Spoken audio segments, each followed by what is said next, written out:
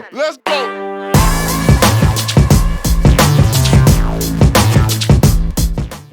All right. Well, welcome to the Leadership to Wealth podcast. My guest today is none other than Mr. Nick Doherty. Welcome to the podcast. Yeah, thanks for having me on. I appreciate it. It's a privilege to be here. Well, thanks for coming. Thanks for doing this. How are you doing? How are you keeping up these days?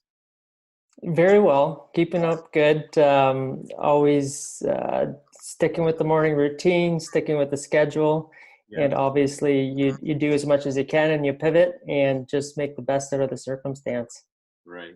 Well, so as we get started, as I like to do, we always want to start off with sort of a warm up. Some warm up questions, rapid fire, and obviously these are directed to you, and yes or no or simple answers, but just to get us warmed up here, and we're going to go through them quickly. You ready for that? Yeah, absolutely. Go ahead. Okay. I make friends easily. No. I have a vivid imagination. Yes. I worry about things. Sometimes. I love large parties. Not particularly. Fancy socks or fancy shoes? Fancy shoes. Okay. Solve complex problems or sweep the deck at a cottage? Solve complex problems. Favorite sport? Pickleball. One of the fastest growing sports in America right now. Used to be hockey, but now I'm into pickleball. All right. Like a true Canadian. All right, I'm going to have to learn about pickleball. Good looks or lots of money? Combination.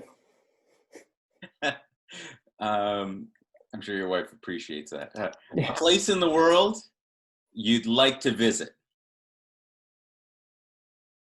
A place that I often like to visit is Puerto Vallarta. I like to go there to wind down quite often. My wife and I spend a lot of time there. Anything special that you guys like about the place? Yeah, it's actually where we first fell in love. Ooh. So it always brings back memories when we're there. When we go back to, there's a little island there called Yalapa that you can get to by boat. And it's the place where we fell in love. So it always brings back memories. Wow, Mr. Nick Doherty, the romantic. I'm going to have to add onto the list. Actually, it's perfect because, I was going to say, Nick, you're an investor, realtor, romantic, landlord, online marketer. Got to learn a little bit more about that. And of course, I know that you also lead mastermind groups. Anything else I missed? No, I mean, that's pretty much in a nutshell. As we mentioned before we even started recording, I'm a cat fan as well. Yes. I'm a cat dad. And how many cats do you have? Two. Okay, great. Yeah. What kind of cats are they? I don't know what tabbies or I don't know specifics on long-haired. Well, the only ones I really know are Siamese. That's the only okay. They're not Siamese, that's for sure. Yeah, I decided to have kids instead of cats, so kids grow up and move out. We'll go from there. But yeah. Anyway, so you've obviously had your hands in a lot of different pots, and I want you on this on the podcast, and I want you on early because your story is unique in that you had a whole different career up until not that long ago, and you completely transitioned. I mean, you originally were an electrician, correct? Yeah, and I was an electrician for 13 years. Okay, so can you give us a little bit of your journey from going into becoming an electrician to now all of these other things, obviously into being an investor now? Yeah, so I guess I'll start from when I was in high school. and basically grade 12, grade 13. A lot of people were looking at the colleges and the universities they were going to go to. And it was something that I actually hadn't thought about or put much thought into. So my parents came to me and they said, you're either going to be a plumber or an electrician. And you're going to apply to the local unions that were in Kitchener-Waterloo area where I grew up. Mhm. So I ended up applying to both. I heard back from the electrical union, went in, did the aptitude test, and then eventually I got hired on to be an electrician. And at that point in time, I really knew absolutely nothing to do with like hands-on work either. I really wasn't into that either.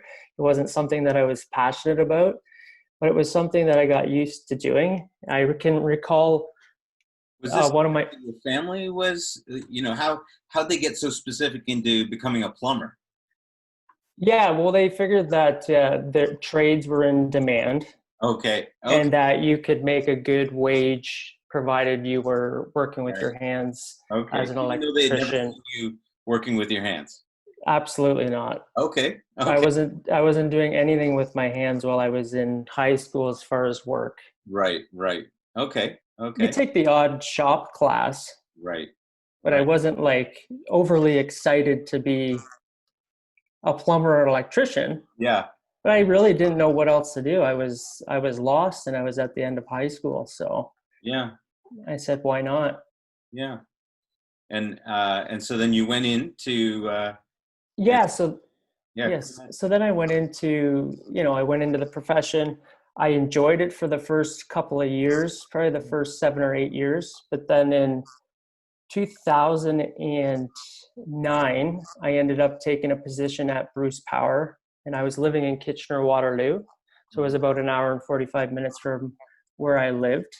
And I would travel up there during the week and work on weekends. And then I'd come home on the weekends or whenever my days off were. And from that point on, I wasn't really passionate or excited about it. And I actually had it that I was missing something. I felt like, yeah, my career was doing well. And in the eyes of a lot of people, I was doing well financially. And I had a good, solid job. But my heart was hurting. And I'd always hear this inner voice that would come back to me and say, you're meant to do something else. Mhm. And I kept in the profession though for, from 2009 to 2016 when I eventually shifted careers. But those years, they felt very long to me. And at the same time, like I said, I was missing something in my life. I wasn't happy with what I was doing. Yeah. You were doing the back and forth to work and wondering what was going on. Yeah, and in the midst of that, I had met my wife in 2012, Mhm. and she lived in the Washago area. So I ended up moving because I was traveling to Bruce Power. I ended up moving up to Washago. So then Bruce Power ended up being 3 hours away. So I'd be getting up at 2 in the morning on, say, a Monday morning and going into work Mhm. at Bruce Power. And then I would come home on the weekends. And this And is then, Northern Ontario. yeah, Yeah. yeah, in Washago, just beyond Aurelia, in between Aurelia and Gravenhurst there. Yeah. And For it's those of you that are watching or listening in other parts of the country, that's north of Toronto. about 2 hours north of Toronto. Yeah. Okay, so you come back, you met her, and Yeah, so I met her and then I still did the travel thing. And in the midst of that, again, I was feeling very unfulfilled, unsatisfied. I didn't feel like I was growing or learning. yeah, And the atmosphere that I found that I was in was very negative. okay, yeah, People that I was working with, it was a very negative atmosphere. And I had this um, feeling that I wasn't fitting in. hmm, I had started reading a lot of books and started realizing different things in my life. yeah, And around 2014, I basically was like, I got to figure out a way to get out of this career. yeah. Now that's something interesting there. I think I've heard this for a lot of entrepreneurs, and perhaps business minded or investment minded individuals. There is there's something that just feels off. Hmm. You can be doing a job and loving it, but something still feels off. You can be good at it, but something still feels off, and that's interesting to hear you talk about that. Even as an electrician, which is a highly respected trade, in definitely in great demand, and even though you're doing this, there's still something there, and there's still something that you're looking for. Yeah, and while I was going through this too, I thought, okay, maybe if I get a different job somewhere else, Okay. so then I had traveled out to BC for a little bit. And then, I ended up leaving that job and I went over into more of a management role where I was doing estimating and ordering parts over at Bruce Power again. And I thought that this would solve the problem, this yearning that I was feeling that, I wanted more out of my life. Yeah. But the feeling just never went away. This voice just kept on coming back, is like, this just isn't what you're meant to do. You got to move on. It's time to move on. And I mean, I'm into my career now. I've spent quite a bit of time. I spent 13 years of my life as an electrician, and that's all I knew Mm. besides uh, real estate investing, which I was doing on the side of my job Yeah. as a part-time hobby. Oh, okay. So that's interesting. So you were working, and then you started into your investing career. How did you get that jump to start a side hustle? What got you there? Yeah, well, I have to a shout out to one of my best friends, Lee Quayle. At the time when I was working up at Bruce Power and traveling back in 2010, I thought, I'm never spending time at home. I'm going to sell my house. Yeah. And he said, well, why don't you rent it? And I thought, oh, that's interesting. And he said, the rent that you'll have coming in will cover the costs of your house. And you have an asset then. So it made me think a little bit differently. And so I did. Yeah, I decided to rent it out. Hmm. And then from that point on, I got passionate about, learning about real estate. Wait, hang on a second. You decided to rent it out and what?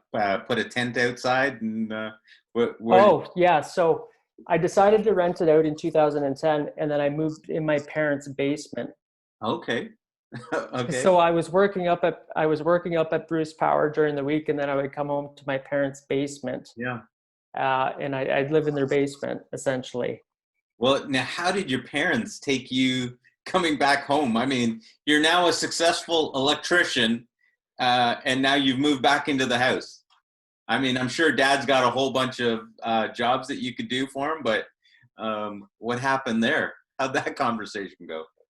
They, you know what, they embraced it with open arms. I really think they like having. I have two other sisters. They like having us around, and they like spending time with us. Yeah. So look, I'm turning 37 this year, and if I told them tomorrow that I'm thinking about moving home, they'd say, "Perfect, you can move into the basement." So I knew that wasn't going to be an issue. Right. So Right. what I did at that point in time is I moved into the basement. I left Bruce Power again Hmm. at that time, and I got a job close to home. Okay. And it was in that time I started really passionately reading about real estate. Yeah. And I was able to save quite a bit of money to save a down payment for my second investment, which I ended up purchasing in 2012. Okay. So, and then from there, I guess it led to the third one as well in 2013. And Yeah. then once And you now, get, why real estate investing? Just because your friend said, "Hey, rent out the house"? Is yeah, that well, what happened? Just serendipity?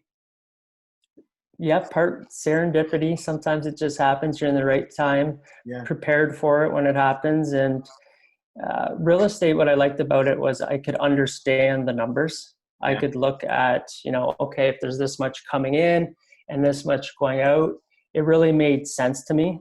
Yeah. and because of the economics of where I was living, like, or where the rental properties were in Kitchener-Waterloo, it was a growing area.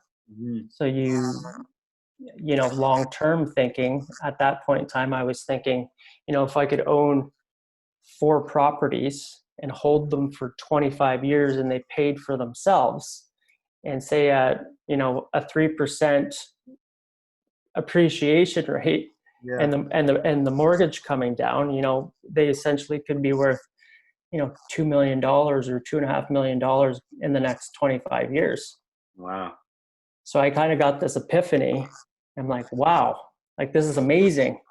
I can do this, but what if I could, keep multiplying this? Right. Right. So if Wow. you could do it with one, why can't you do it with two? And if you do it with two, why can't you do it with four? Yeah. And it just started out with the renting out your own place and staying with with your parents in the basement. Yeah, yeah. At the beginning, to be able to save up that money, and then actually, because once you start buying, your principal residence works a little bit different, where you only have to have potentially 5% down on your house for your Right. down payment. Whereas when you start getting into the rental properties in your second property, you're going to have 20% down. Hmm. So in that period of time when I was staying with my parents, I had the opportunity to work lots of overtime, and I took every chance I could get to work overtime. And I ended up working 84 days straight and saving $65,000 to put down on that second property to kind of get stuff moving. Yeah.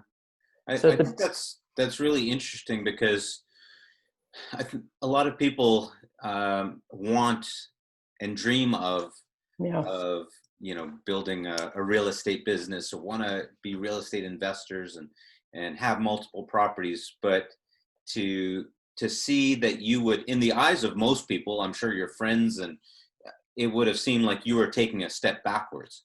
I mean, you were moving back into your parents' basement, but you didn't that didn't bother you because now you had another focus.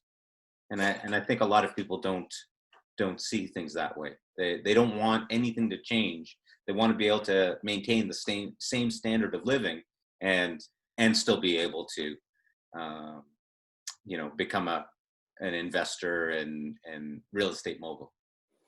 yeah, and it's a really good point too, because it doesn't happen overnight, right? And it does take persistent, consistent action over a period of time. Yeah. Even when I moved in with my parents for that extended period of time, I ended up after that moving in with a friend where he was only charging me $300 in rent, and I was renting a room. And here I am, 26, 27 years old. But the end goal that I had in mind was, is if I could save this money, I could go to work, I could make this money, I could save it, and then I could put it into another asset. So I had this goal that I was striving for, and really, I didn't care if I had to sacrifice my lifestyle at the time to get ahead. That Wow. was the mentality I had at the time. Wow, that's powerful. I mean, at 26 years old, a lot of 26-year-olds would still be having a hard time figuring out what they want to do these days. And you were already getting onto your investment goals. Yeah, yeah, and I mean, this all stems from when I was younger too, right? It's like my parents instilled in me when I was younger that hard work will pay off. That's what they had said to me. You can work hard and you can achieve anything, right? So I always had it in my head that I could work hard and I could get to anywhere I wanted to go in my life as long as I worked hard and I put in the time to get there. Hmm. So, Did that help you focus in those times where you were just living in a one bedroom oh, in a room? absolutely, absolutely. Yeah. At that time when you're like, I guess, quote unquote, you're sacrificing to get ahead. Yeah, that's absolutely like I was so goal oriented. I Yeah. was I was looking into the future of what life was going to be like, and already kind of living into that. Yeah. but not even knowing at the time, like my level of awareness at the time wasn't there, Yeah. but I still had this goal and vision I was moving towards Yeah. that allowed me to, it didn't really bother me the way I was living either. Right. That I was like, my late 20s and had a one bedroom renting it. That didn't bother me because I knew what life was going to look like Right.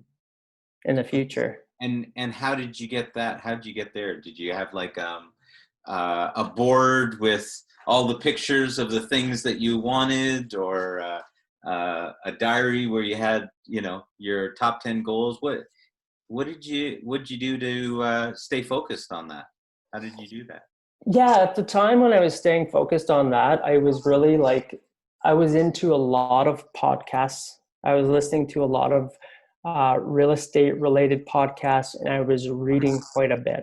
Mhm. There was a period in my life where I did not read, from basically 10 years old to roughly 25, 26 years old, that Wow. I didn't read a book because I had a limiting belief that I didn't know how to read, that I didn't understand how to read. And then once I did start to read again, I'm still an avid reader. I read every day. It's just part of my routine is to read. It doesn't matter if it's 10 pages or 15 pages, if it takes you 15 minutes or 20 minutes. I just make that part of my daily ritual that I read a few pages. Wow. So you came from a place where I mean, you weren't reading at all. You didn't even think that you were capable of, learning in that way. And Yeah. and now you're reading on a regular basis. Yeah, like when I went through school, as when I was younger, I was always put in special ed. I can remember in grade 5, the special ed teacher would come to the portable door and they would call my name out. And there would be 3 of us that would go to the special ed room. And it was because I was told that I had a learning disability and I had trouble reading.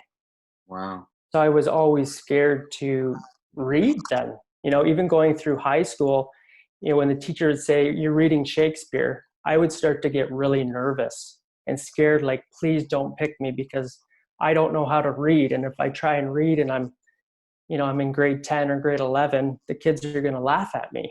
I had this belief system inside of me. Hmm. What really changed that, and what the gift was, is when I did move into my parents' house, my mom put a book on my desk downstairs that was by an author named Derek Foster. And it said, "Canada's early retiree at 34 years old, or learn how to retire at 34 years old." It was something like that, the headline. Hmm. And it was a book about recession proof stocks and dividend paying stocks. And I read this book and I got really excited. And it was like the first book I had read in so long. I hadn't been reading in years, right? Hmm. I got really excited about that. And that's where this passion of like reading and learning, and then just imagining a life bigger than you were actually living in, for myself at the time, Yeah. came from. Okay, now I've got to ask you a scary question here.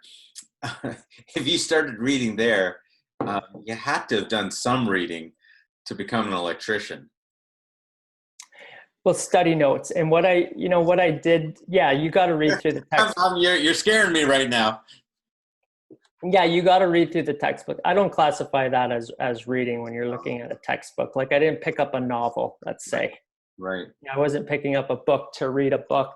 If Yeah. they gave it to us in high school, I wasn't reading the book that we had to study. A Right. textbook, what I knew I was good at as an electrician, like say electrician, there's a lot of numbers in that too. Yeah. I knew I was always good at math and calculating things, spreadsheets, figuring out, looking at the numbers to see if it worked. And what I liked about math was it was right or it was wrong. Yeah. There wasn't there was no gray area Yeah. that there is in English. Yeah. So how I got through as being an electrician, you still had 3 terms of school, but I was really good at memorizing stuff too. Okay. not necessarily learning it, but I would be able to memorize it, hold it in my head long enough to go write the test or the exam or whatever it was to get by. Yeah. And Yeah. that's how I got through that, uh, the schooling as an electrician. That's great. Okay, so you got through being an electrician. You got into real estate, and you started buying more properties. Somewhere in along there, that journey, there's also you got good at online marketing. Yeah, that's later on. I mean, Okay. there was what eventually happened is I did end up leaving my career as an electrician in 2000, May of 2016. Okay. Yeah. Just a That was few about years back. Yeah. 4 years, Yeah. like 4 years. 4 years ago now. Yeah. And from that point on, I really jumped into personal development. So just before we jump onto that, Yep. what instigated that? What made you decide, all right, now is the time to make that transition? Because I know that everyone has that question of when, if you've got a job and you're doing something on the side, I mean, that's a number of years that you were doing that. What, how did you make that decision to now leave your job? Yeah. Well, it was something that was in my space for a while. Like it Yeah. wasn't just something that came out of the blue. Yeah. From 2014 to 2016, I was really thinking about ways how I could leave my profession. I really wasn't into it anymore. Like it was literally painful for me to go in. I was so disinterested in what people were talking to me about electricity and this and that. I was so disconnected that there was just one point in time somebody came into the office and said something to me, and I left. I went back to the place where I was staying. It was like 10 in the morning, somewhere around there. I just started crying, and I was like, I can't do this anymore. This is it. And shortly after that, I just made the decision. I went in and said, this is it. I'm done. And I pulled into the driveway. I can still remember. I cleaned out all my stuff out of the apartment I was staying at in Kincardine. Came home. I pulled up in the vehicle with all my stuff in the car. And my wife said, "What is going on?" I'm like, "I'm done. I'm done. I'm never going back. That's it." And Just that was the decision. no. That's quite interesting. You just decided to make that call at work there. Yeah. Freak her out in the driveway. Yeah. Yeah. She knew that it was coming. Like, I mean, I had lots of discussions around it. She knew that I wanted to be closer to home. Yeah. And but on that particular day, I finally pulled the pin and said, you know what, enough's enough. I can't live like this anymore. I'm like really unhappy. Hmm. I can't do this anymore. What was the hardest part at that point of doing both, having two lives almost?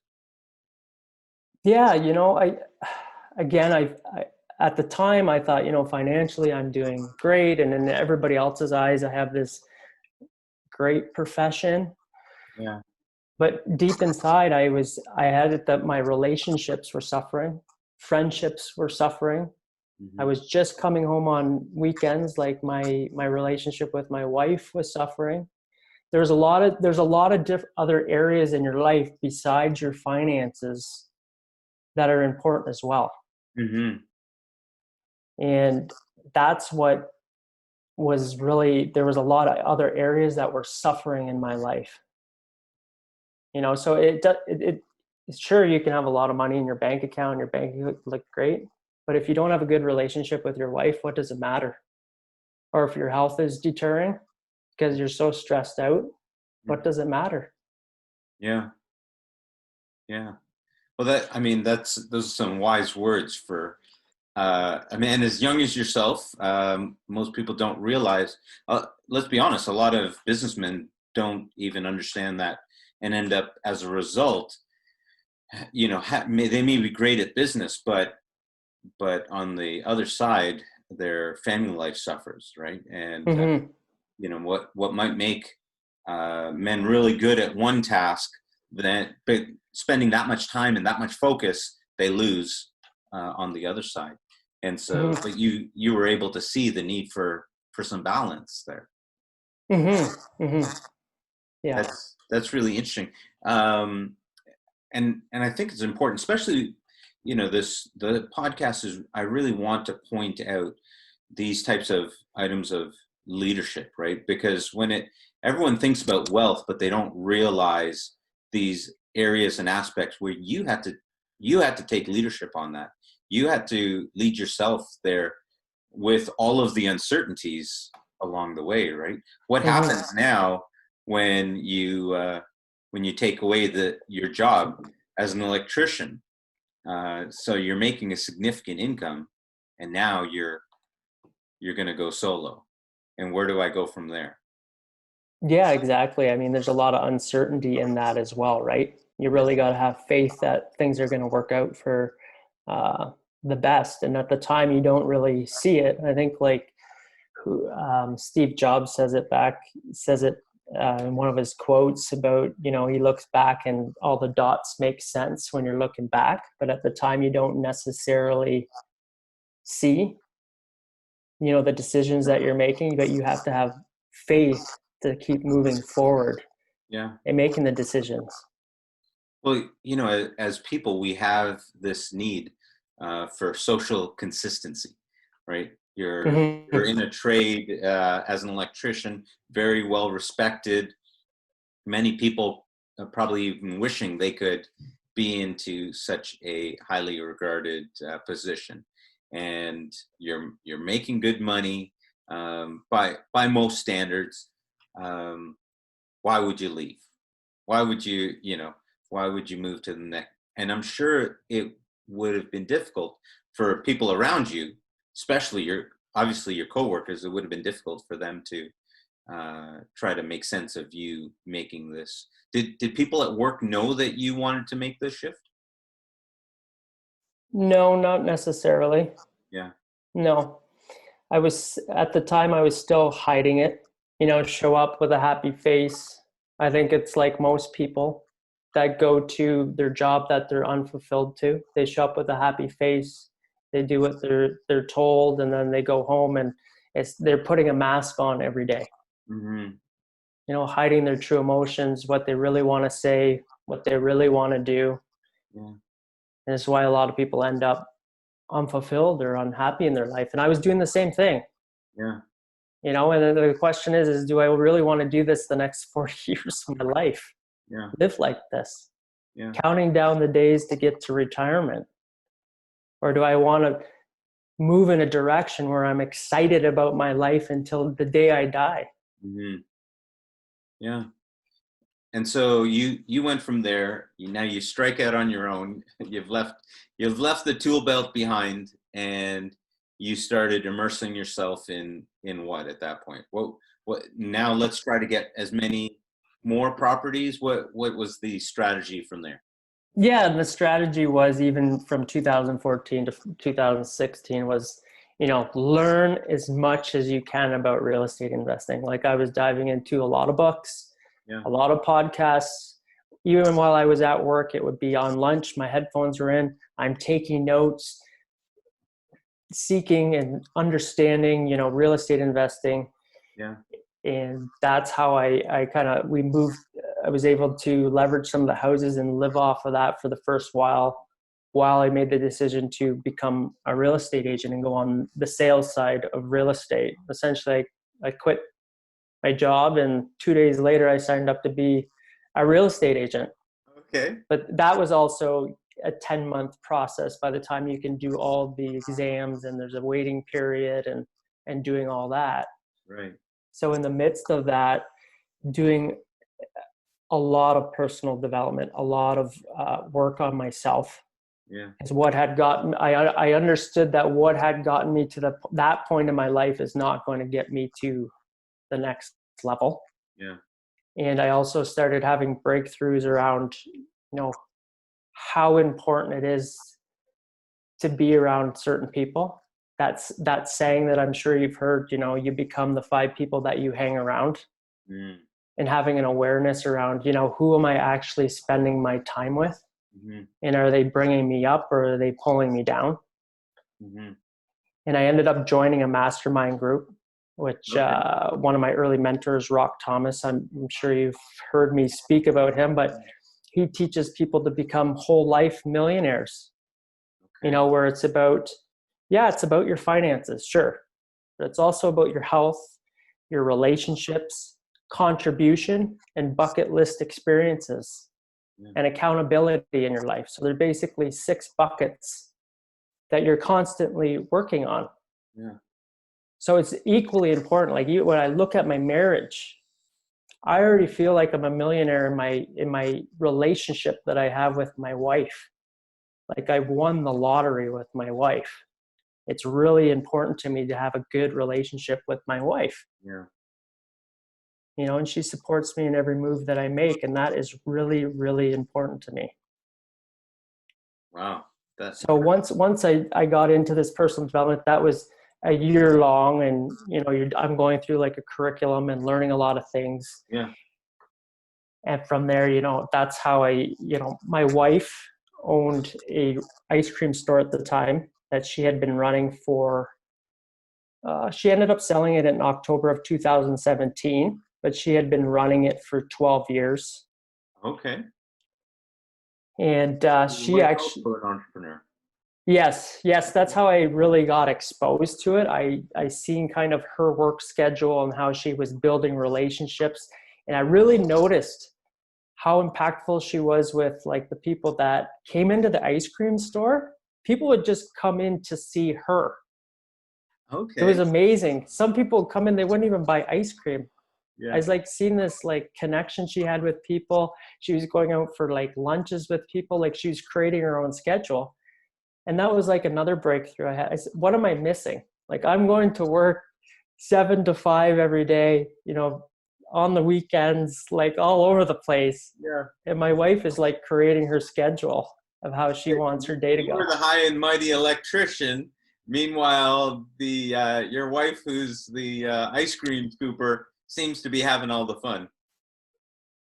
At the time, that's what it looked like to me. Yeah. And I'm thinking, what am I doing wrong or what's missing for me? Yeah.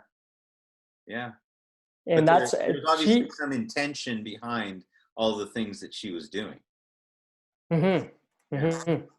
She Yeah. was enjoying her life. Yeah. She really enjoyed what she was doing too. Yeah. That's a powerful testimony for, I mean, for both you and your wife, but to explain to people and help them understand the power in your own life when you're able to kind of control the schedule, when you're able to make things happen. I mean, not obviously we're not talking about sitting around and doing nothing and sleeping in all day, but being able to craft the things you do and who you do them with are things that are hard to explain to people and help them to understand. And you got to see it firsthand, and you know, uh, almost have it rubbed in your nose on a daily basis as you were headed off to go work with some electrical panels. She was headed off to have another fun, enjoyable day. Yeah, well, it was a breakthrough for me to see that. Yeah, Really started questioning because I wasn't exposed to that either. yeah, Like my parents both worked their whole lives, right? They went to jobs. I wasn't exposed to being an entrepreneur until I met my wife, and it just wasn't adding up. yeah, Of the freedom that she had to create her life. yeah. And then I was like, I'm being told that I got to be at this point in time. And then last minute they say you got to work overtime. And yeah, it really opened up my eyes to see That's stuff really different. interesting that your wife would be successful in your eyes, and it didn't um, it didn't bother you. It didn't, instead it seems to have inspired you. And I'm sure there's a lot of guys out there that might see their spouse succeeding, and rather than it encouraging them and if we're really talking, there's some old thought processes that are still around that somehow, the guy has to be the one that makes more money or all these kind of things. And some men would actually resent the fact that the wife is doing so well, but that wasn't you. No, not at all. I encourage it. Yeah. I definitely encourage it. Go out and create whatever you want to create, and to be there for, uh, I mean, she's been there. She's seen all the moves that I've made and always backed me up like 100%, like when I make a decision. Yeah. And likewise with her, like you obviously you run it by your spouse, but it really helps to have a spouse that is supportive in the dreams that you aspire to have. Mm-hmm. So when you're working on your real estate goals, you're on real estate investing, what was sort of your strategy that you used to build? Obviously the first one happened, you moved out and just rented it out, but then you started building. What strategy did you use to do that? Yeah, so at the beginning, again, like you mentioned, it's you're saving your own money. Yeah. That's the only way that I seen it, was like I was going to go to work, I was going to save money, I was going to invest. Mm-hmm. But after even getting the second one and giving a little bit of time, because the marketplace was going up in value in a good location, you're able to refinance that property, pull out your original investment or however much it is, and invest it into another property. I always say it's like, building a snowball. It's starting slow, but as it starts to roll down the hill, it can get bigger and bigger, especially as once you have one, you have two and three, you can start to go, oh, I'm going to pull a little bit from here. I'm going to pull a little bit from here, and I'm going to invest here. I give it time, I'm going to pull from here. You start I almost look at it like a chess game. It's like I'm making a move here, making a move there, here. Where do I want to be next year, this year, 5 years? Yeah. Obviously, there's a long-term goal as well. Yeah. And eventually what happened was, from joining that other mastermind, I started to see a bigger life for myself that I had never seen before. Mm-hmm. My horizons of like my goals of having eight properties or 10 properties, whatever it was at the time, Mm-hmm. went from like, I can really see building something special here. And now the goal is, at this point, is 200 units. Mm-hmm. And even since then, I even see it bigger as being almost closer to 1,000 units building the company into. And it just was from hanging around different people and having a different perspective Mm-hmm. of how they seen life through their filters. Yeah. And then shifted to what I seen for myself. And this is why I mean, it's just like the mastermind that we do is it's really important to hang around the people that are already kind of getting the results or on the same path as you, Mm-hmm. that are going to motivate you and inspire you to live a bigger life and ultimately be the person you truly can become. Mm-hmm. So I mean, you built that in roughly 10, 12 years, over a 10 to 12 year period. You've built what you've built. If you were to kind of start that over again, and you had to start, what are some of the lessons that you learned that you would think, okay, I would do this differently, or I'd do that differently? Yeah, I probably would have Does it gotten. involve moving back into your parents' basement? Because I'm sure most people would be able to move into their parents' basement. But. Yeah, at the beginning, I was buying single family houses, right? Yeah. And they were a good investment, but if I could do it all again, I probably would have saved up a little bit more money and got into multi-unit. I would Okay. have got into bigger stuff because there's more of a spread. Yeah. And say a tenant moves out, say you have a bigger unit, a 10 unit, let's just say, and two people move out, well, you still have 8 people paying the rent, right? Mm-hmm. And plus the banks look at differently. One of the mistakes I did make in the beginning is the first 3 properties that I purchased, I purchased them through my personal name. Okay. And I wouldn't do that. I would advise, if you're actually looking for, you're going to build your real estate portfolio, is started in a company right away. Okay. Because later on, when I was like, hey, I want to put these into the company, well, the government still wants land transfer tax because it's changing names. Yeah.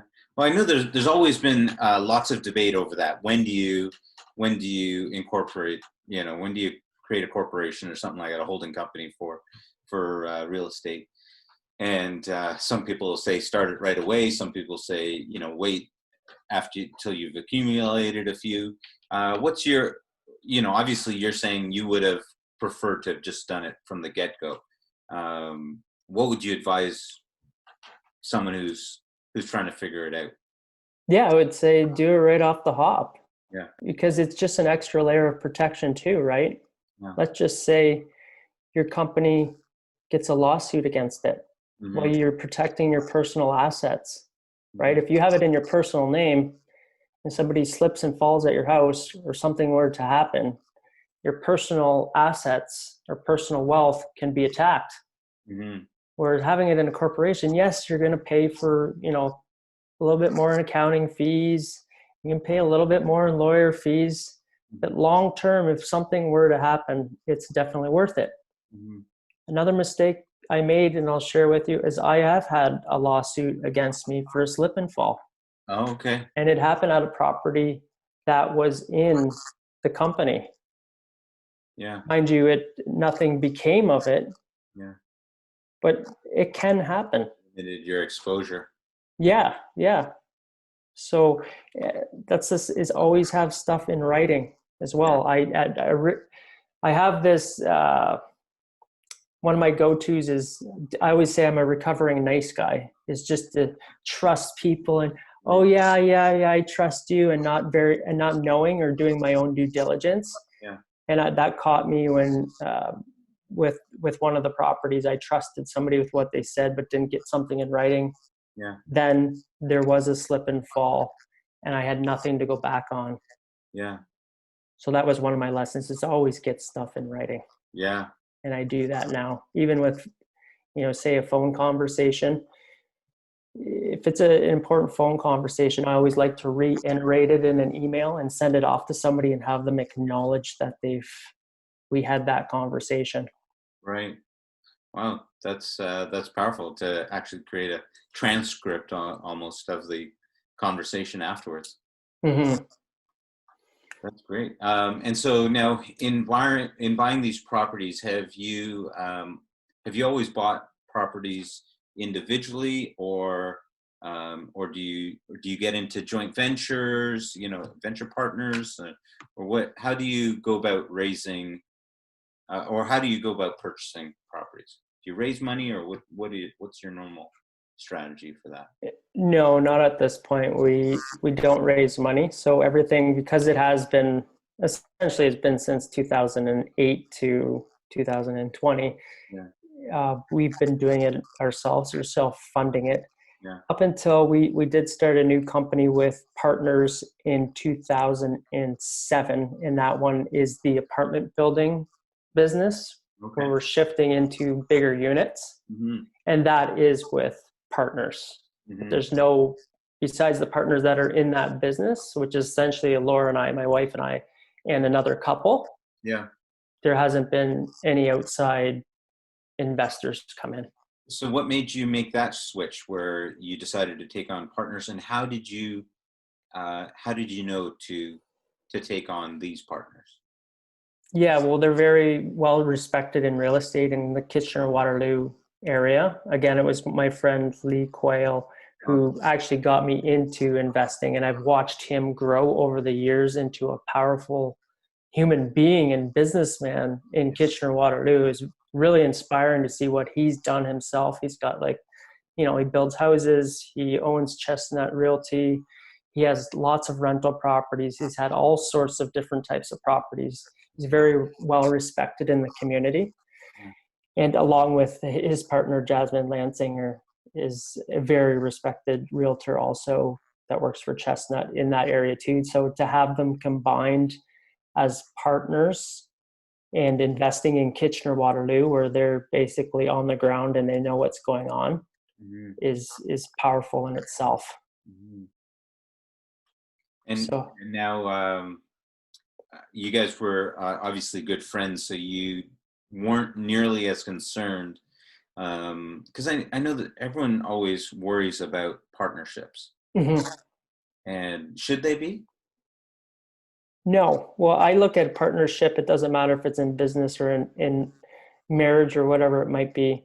Hmm. Is communication is extremely important, right? To be on the same page. Like we just had a Zoom call on Saturday. We've had a few things come up, and just to get clear, to have everybody on the same page, we communicate. A Zoom call, hey, we're all there. We're talking about it. Okay, here's the direction we're going to move in.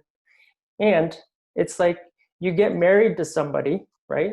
You get married to your wife, and I'm going to be with her to the day that, you know, to the day I die, essentially, right? Well, I look at that as business as well. Who do I want to spend my time with? Mm. It's not only, investing in real estate, but we're going to be going on trips together. We're going to be talking about the business, then going out for dinner. Who do I want to spend my time with? Can I grow with these people? Are they on the same path as well?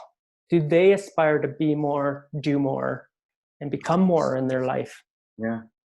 So it's like a marriage, right? You're getting married to someone. So your business partner, do you want to marry them? Essentially. It sounds like you're even creating a group of friends at the same time. That's exactly what it is. You're going to be close to these people, Yeah, right? You're going to be close to them your whole life. yeah. But now, what about the rest of your friends? You know, people that you've grown up with, the people around you, neighbors. You know, how does, because obviously we have so many ties in this life, right? Whether it be family, friend, school friends, and that. And then here you are creating new groups of friendship. What's happening to the other groups? Yeah, so you still have friends, and at the same time, I've realized too, it's some friends are in their own time in life. So some friends are having kids right now. I don't have any kids.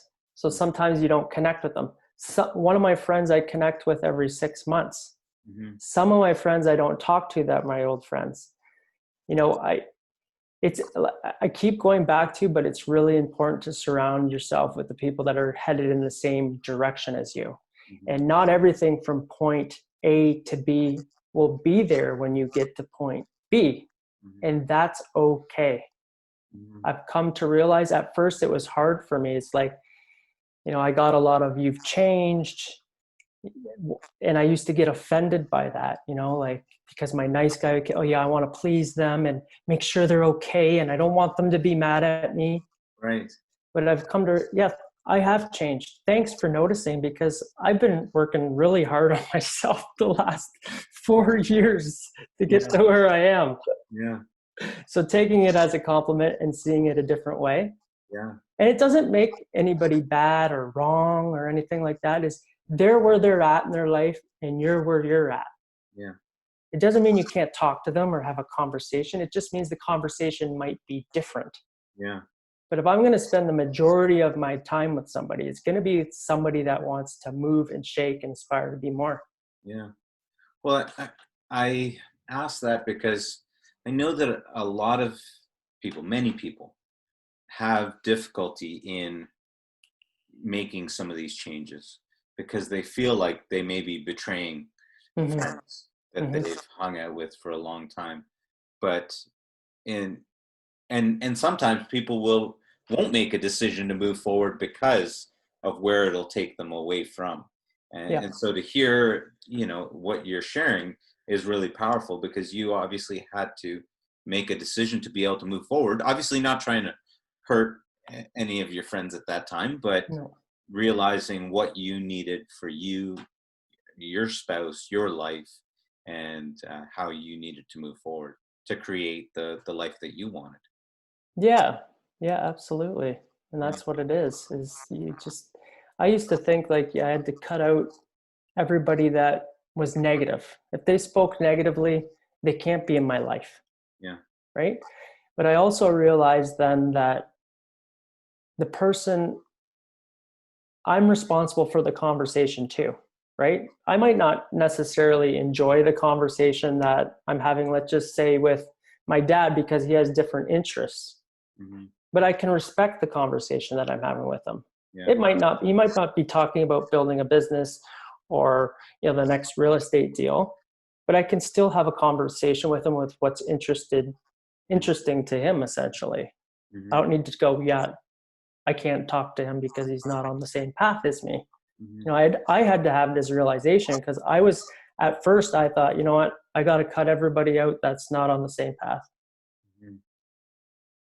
And now that then you got into mastermind groups.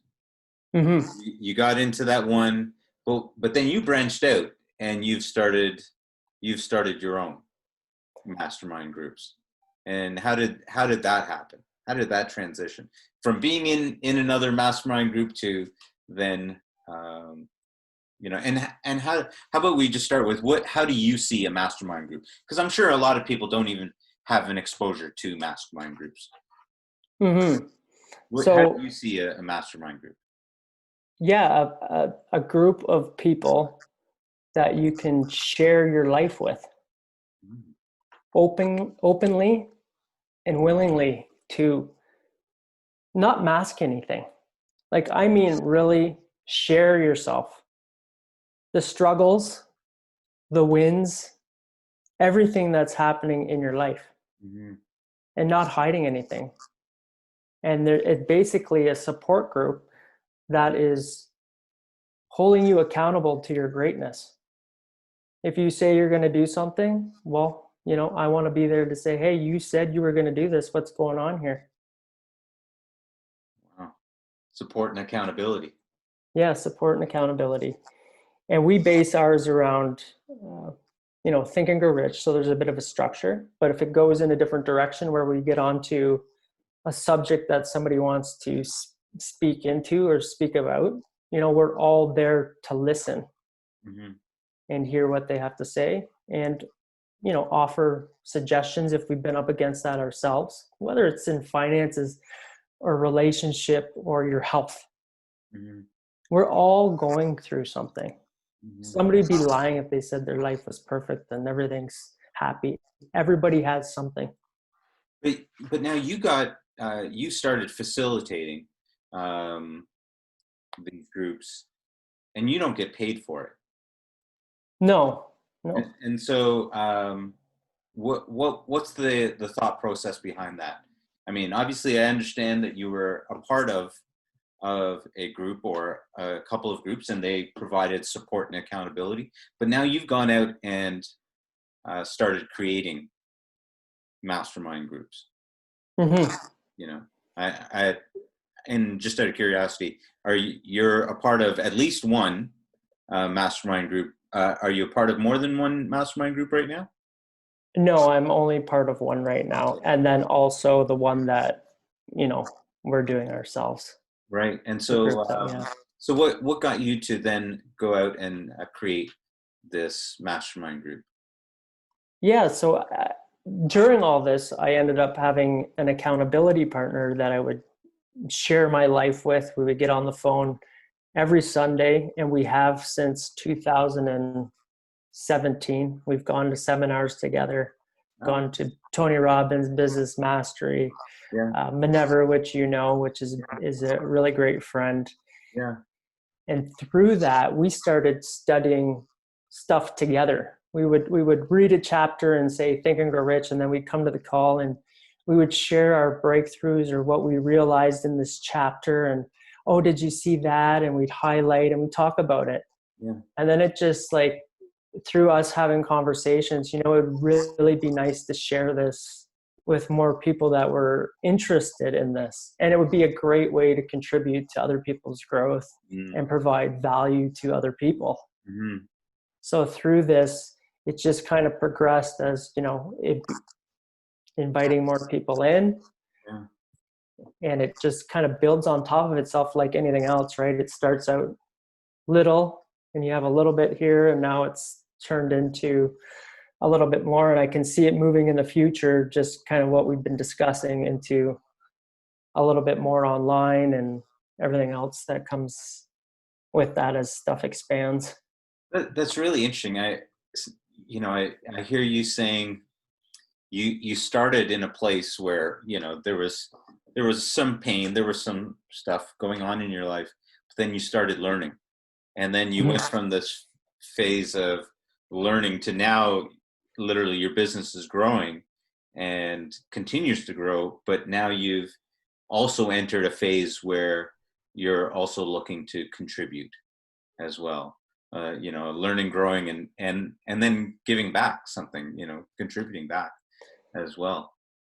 Yeah, that's a question that always happens. I mean, even in real estate, if somebody calls me and they have a question, or maybe I'm not the one that can serve them best or Yeah. can help them, the question that comes up in my mind all the time is like, how can I still provide value to this person? Yeah.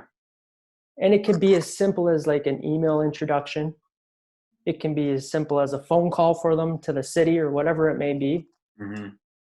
It can be a connection to somebody else. Whatever it may be, that has become like a dominating thought for me, is how can I provide value to this person? They've come into my life. Hmm. Maybe I know them, maybe I don't. How can I provide value to them?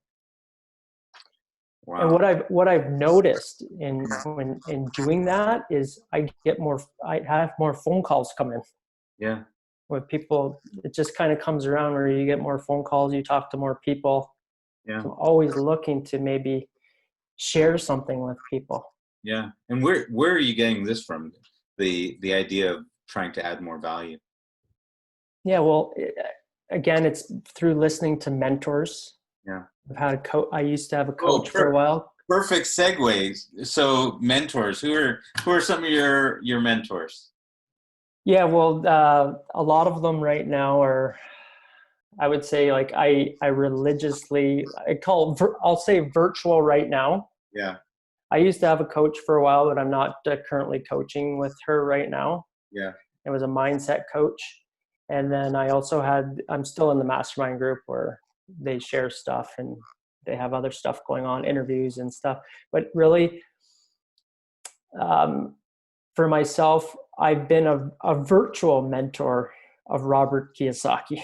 Okay. I listen to his radio station every week. I Yeah. listen to hear what he's saying about the economy at a macro level, and how he brings on different investors and all sorts of stuff, right? What I've learned from him too is like he's got a team of executives around him that are experts in different areas. You don't necessarily have to be the expert, right? So even though I haven't met Robert Kiyosaki in person, Yeah. he is like part of my life. Yeah. I listen to his voice. Yeah. I hear what he has to say. Yeah. And another gentleman right now that, I mean, I've been listening to him for years is Mike Dillard. He's an online marketer, Yeah. and he's got a tremendous podcast too. I follow him very closely with the online world. He's had tons of success. Yeah. And he's really great. He teaches a lot and mentors people in business and stuff like that. And just listening through, it becomes a common thread through entrepreneurship, is giving back Yeah. and contributing to others. Yeah. Everybody that's out there as an entrepreneur is solving a problem in the marketplace, Yeah. and they're providing value to a niche of people. Mm-hmm. And that's how they create this business. They solve a problem. So the common thread is always creating value for somebody else, right? You got to become more Jim Rohn. You got to become more valuable. You can watch a lot of YouTube videos on Jim Rohn. Yeah. And what I've made part of my life is, and what I learned from Rock, which was one of my early mentors, is personal development has to be part of your daily routine. Yeah. It's not just a one-off. It's like anything in life. You commit to it consistently over a period of time to see results. Hmm. John Maxwell also says, never underestimate the compound effect of consistency. And that just has always stuck with me. Even though you might not see the results, they might not be there, but to stick with something consistently, day in and day out, Wow. and creating the habits around them. So for me, I have a morning routine that I always stick to when I get up. It's creating the habit to start my day off right, putting me in the right frame of mind that, how I want to see my day go. Wow, that is a powerful quote you just dropped. Um, you know, if you think about it, it doesn't matter what area you want to talk about, whether you want to talk about fitness, investing, marriage, the compound effect of consistency, the compound, of putting in, Yeah. as investors, that should really be, if someone calls themselves an investor, they really have to understand that concept that you have to keep putting into it on a consistent basis. Yeah. Yeah. And it may not always be money, but uh, there's a price that has to be paid continually. It goes with anything. Yeah. I mean, if you don't talk to your business partners and you're not putting in time, sharing stuff with them, communicating with them, how do you think that relationship's going to go? Wow. It's like any friendship you have. You're always watering the garden. Do you want the plant? Do you want the flowers to grow or not? Or do you want weeds to grow? You do nothing. It's easy to do nothing and weeds will grow. If you want to nurture something, you're always watering it, connecting. Hey, how are you? What are you up to? I'd like to connect with you. What's important to you? Get curious about other people. Hmm. What's important to other people. Wow. Wow. Um, just thinking about that, the hair on my arms raised. That's great. That's powerful stuff. So Nick, what's next for you? What's next for you at this point? Where are you going? What are you excited about? What should people be excited about as they watch the journey of Mr. Doherty? Yeah, well, I mean, I'm always excited about real estate investing. I Yeah. mean, we're in the midst of putting something together right now during COVID, and that's exciting as well. So, growing that is something that I think about. That business is exciting for me to grow and think about. And Now wait, I have to pause a second there because we are in the middle of a worldwide pandemic and an economic crash, um, and you are currently working on deals and working on investing in something. You gotta give us some more information on that. Like, yeah, absolutely. Yeah. So, what I've learned over obviously studying successful people is you can make money in downturns and you can make money in upturns. yeah. There's no good or bad, right? And money moves. You got people, they can understand and take something away about finances is money moves. It doesn't disappear. There's abundance of it. Hmm. It's shifting hands right now. Even with what's going on. Some people are getting really rich right now, becoming really wealthy because money just shifts hands. That's all it does. You have to be willing to, look at the opportunities, put in the time, and I mean, money can flow to you as well. Wow. So you're actively looking for um, rental buildings like apartments and rental units and things like that right now? Yeah, so our partners in the apartment building business, we're in the midst, like right now, we're in the conditional phase of with financing and inspection on a 12-unit apartment building. Yeah. It's been more challenging Yeah. in getting lending and having lending come your way. So we've Yeah. had to really get creative Yeah. and figure out different avenues and connect with different people, which has been quite interesting, but it's been a great learning experience as well. Yeah. Yeah. So yeah, we're in the midst of that. That's pretty exciting that we could, keep building the portfolio. Yeah. And then obviously with real estate in the Aurelia area, I'm Yeah. always excited to, Obviously a realtor as well, and yeah. to do that. So if people wanted to get a hold of you, obviously, whether it be as a realtor or they wanted to reach out to you, what are some ways for them to get in contact with you? Yeah, they can email me direct at Nick, which is NICK at nickdoherty.ca. And Doherty is Doherty. Hmm. Or they can also follow me on Instagram. It's Nick E. Doherty, E as in Edward, Nick E. Doherty on Instagram. And then, of course, if you type in my name on Facebook, I have a Facebook page, and there's my personal page as well. Maybe you can private message me or contact me there as well. Okay, that's great. That's great. So what did is there anything that we didn't cover that we should have covered? Do you think we should have talked about? Well, we covered a lot of ground today. Yeah. We Yeah. covered a lot of aspects. We could probably continue this conversation like we do normally. Yeah. We can talk for hours about stuff, Yeah. but ultimately, it's a you and you deal. If you want to be the creator of your life, Yeah. that's your decision. Yeah. You actually do have a choice to be whoever you want to be in life. Mhm. You don't have to stay stuck where you are. You can make that decision and move forward and take responsibility for your life. Wow. Wow. Mr. Doherty, we definitely have to have you on the podcast again at some point.